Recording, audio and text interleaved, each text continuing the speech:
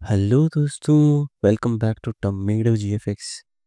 आज हम बात करने वाले हैं रोल ऑफ कंपोजिशन के बारे में कि रोल ऑफ कंपोजिशन क्या होता है, किस लिए इम्पोर्टेंट होता है और उससे हम क्या क्या कर सकते हैं।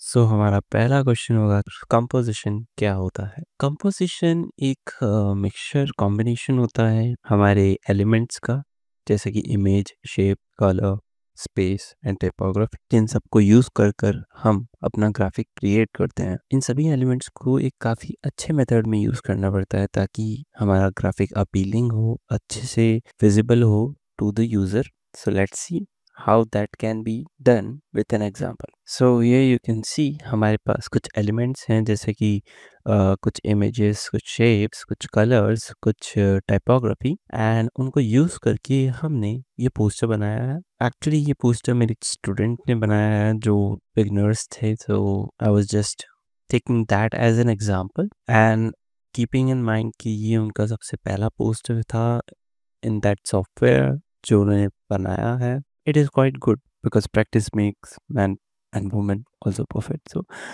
यहाँ पर हम देख सकते हैं कि हमारा पोस्टर काफ़ी अच्छा आया है, बट यहाँ पे आई नो मैनी फ्लॉज हैं, जैसे कि यहाँ पर जो शेप्स हैं वो अलाइन नहीं है, जो टाइपोग्राफी है वो थोड़ा मिक्सअप हो रहा है यहाँ पर, एंड ये भी यहाँ पर भी थोड़ा नीचे अलाइनमेंट का दिक्कत है। बट एक चीज़ आप देख सकते हैं, कंसिस्टेंट यूज़ ऑफ कलर्स वो यहाँ पर थोड़ा बहुत मेंटेन करा गया है। हालांकि ये कलर और ये कलर थोड़ा सा डिफर करता है एक दूसरे से। सो चलिए देखते हैं कि कंपोजिशन के लॉज कैसे इस पोस्टर को ट्रांसफॉर्म कर सकते हैं एक बेटर पोस्टर में। सो यहाँ आप देख सकते हैं कि हमने अपने पोस्टर को कैसे ट्रांसफॉर्म करा है।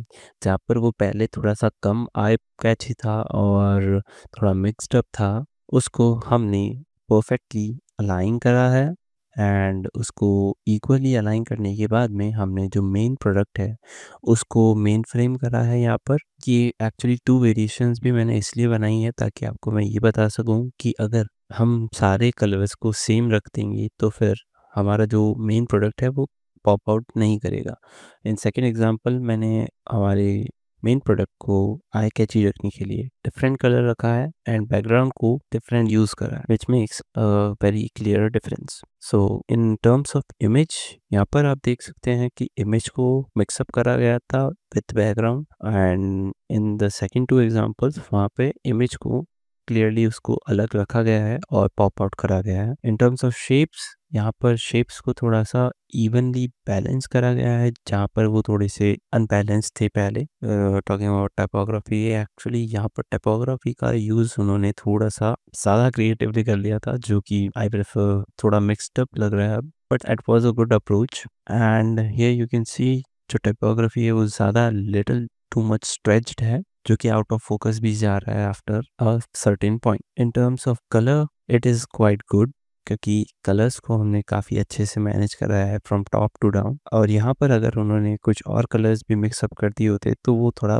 बिगड़ जाता, but in terms of colour वो काफ़ी अच्छा यूज़ करा है। Now last topic, space. Space यहाँ पर एक्चुअली मुझे थोड़ा लगा कि जो ब्रीथिंग स्पेस है वो यहाँ पर कम पड़ रहा है, क्योंकि हम सारी चीज़ों को बहुत ही काफ़ी पास लेके जा रहे थे, तो इसलिए वहाँ पर ब्रीथिंग स्पेस का प्रॉब्लम आ रहा था। सो फॉर ब्रीथिंग स्पेस मैंने यहाँ पर स्पेस क्रिएट करा है, and through out the graphic हमारे पास थोड़ा स्पेस क्रिएट करा गया है बॉर्डर्स पर, to make the design breathable. So ये था transformation from a normal beginners poster to a pro level poster. चलिए हम इसके बाद में कुछ पॉइंट्स डिस्कस कर लेते हैं जो कि रोल ऑफ कंपोजिशंस में काम आते हैं और मैं अपने दिमाग में रखता हूँ while creating a poster or anything related to design.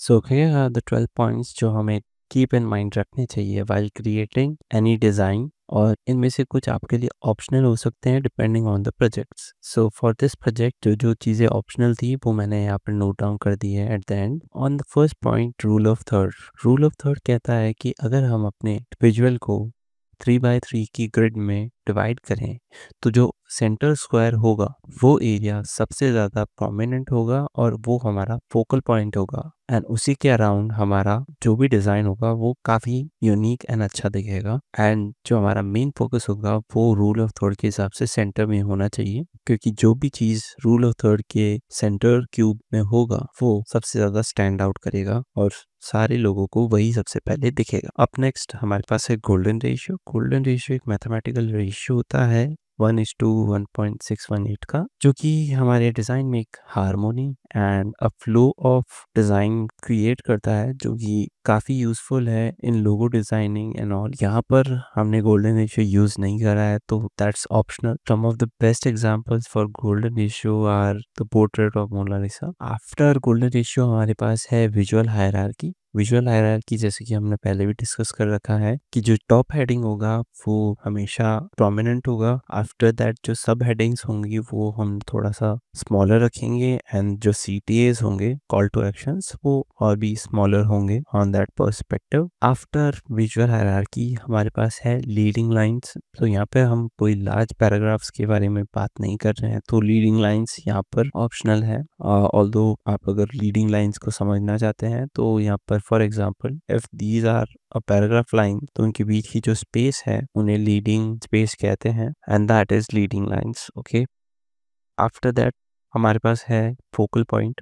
Focal point is the main focus point. जैसा कि हमने रूल ऑफ थर्ड में समझा था कि फोकल पॉइंट हमेशा सेंटर में रखा जाता है, बट दैट्स नॉट नेसेसरी। अगर मैं अपने प्रोडक्ट को यहाँ पर राइट साइड में प्लेस करके ऑल द टेक्स्ट को और सारी टाइपोग्राफी को लेफ्ट साइड में करूँ तो वो भी एक अलग ऑप्शन बन सकता है जो कि हमारा फोकल पॉइंट चेंज कर देगा। बट फोकल पॉइंट हमेशा वो पॉइंट होता है जो मेन पॉपिंग आउट फोकस होता है हमारी डिज़ाइन का, और हमेशा हमें फोकल पॉइंट के अराउंड फ्रेमिंग करनी चाहिए। जैसे कि हमने ये डिज़ाइन यहाँ पर बनाया है तो हमने उसके आसपास चीज़ों को फ्रेम करा है, जैसे कि नाइक का लोगो and नीचे CTA, so that it can become a proper appealing poster. So framing is very important as well as focal point. After framing हमारे पास है negative space. Negative space as we talk about space, जो कि एक breathable space होती है, जो कि हमने यहाँ पर भी create करी थी ताकि हमारा पोस्टर थोड़ा सा ब्रीदेबल लगे और काफ़ी कंट्रास्ट क्रिएट कर सके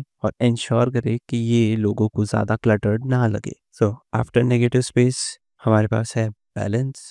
तो बैलेंस के बारे में मैं आपको ज़्यादा कुछ नहीं बोलना चाहूँगा, क्योंकि ये बैलेंस को आई गेस आप सभी अगर मेरी पास्ट वीडियोस देखते हुए आ रहे हैं तो अच्छे से समझते होंगे कि बैलेंस क्या है। But for a short note मैं आपको समझा देता हूँ कि बैलेंस यहाँ पर कौन से तरीके से क्रिएट करा गया है। जैसे कि यहाँ पर अगर आप इस पोस्टर को बीच से डिवाइड करें तो एक सिमेट्रिक बैलेंस बनेगा, क्योंकि बोथ साइड्स में equal amount of area covered है और एकदम सेंस ऑफ इक्वलनेस बना रहा है। वहीं अगर आप इसको हॉरिजॉन्टली कट आउट करते हैं तो जो टाइटल है हमारा वो इक्वलाइज कर रहा है हमारे पूरे बॉटम डिजाइन को, जो कि एसिमेट्रिक है। आफ्टर बैलेंस हमारे पास है अलाइनमेंट। जैसा कि मैंने आपको इसके पहले वाले एग्जाम्पल में दिखाया था कि हमारे पास अलाइनमेंट सही नहीं था, बट आफ्टर दैट जब हमने अलाइनमेंट को थोड़ा सही किया और बैलेंस क्रिएट करा तो ये काफ़ी ज़्यादा प्रोफेशनल बन गया इन कंपैरिजन टू हमारे फर्स्ट डिज़ाइन से। फ्रॉम दैट आप समझ सकते हैं कि अलाइनमेंट कितना ज़रूरी है और वो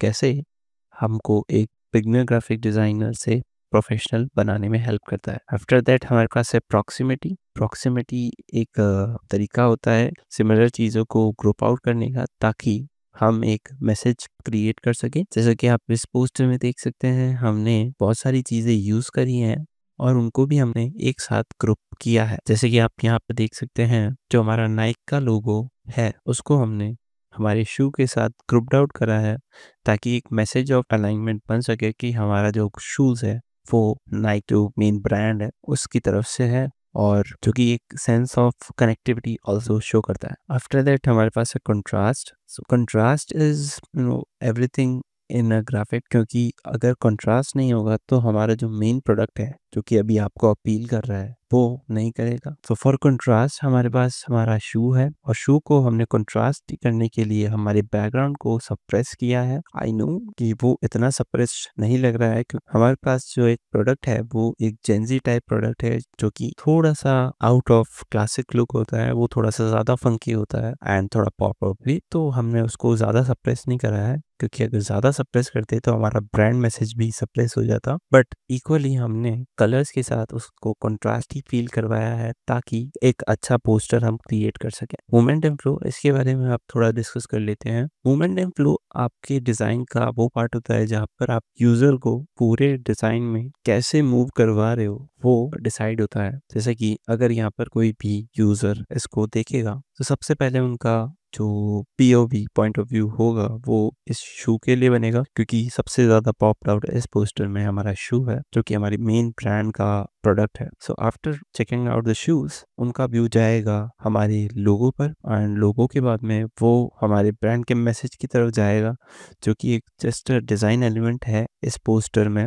जो कि हर कोई जानता है अबाउट नाइक क्योंकि उनका जो स्टेटमेंट होता है just do it. After that brand message जो हमारे यूज़र का व्यू है वो जाएगा हमारे सीटीए पर और सीटीए जो कि हमारा फाइनल चेकआउट पॉइंट है वो भी सबसे अलग दिखना चाहिए ताकि लोग उसको अलग से ग्रैब आउट कर सकें। That's it, these are the 12 points जो कि हमें ध्यान रखने चाहिए while creating any poster any design in our graphic design career.